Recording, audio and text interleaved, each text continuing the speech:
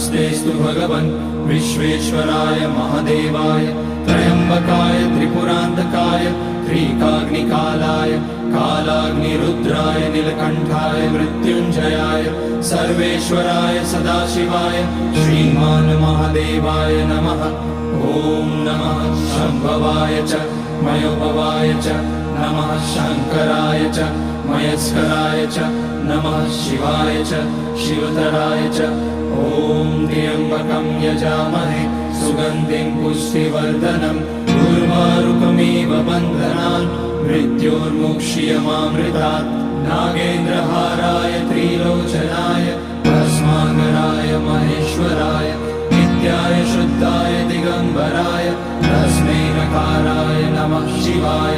Mandakini सलिलचन्दन चर्चिताय Nandishwar प्रमथनाथ महेश्वराय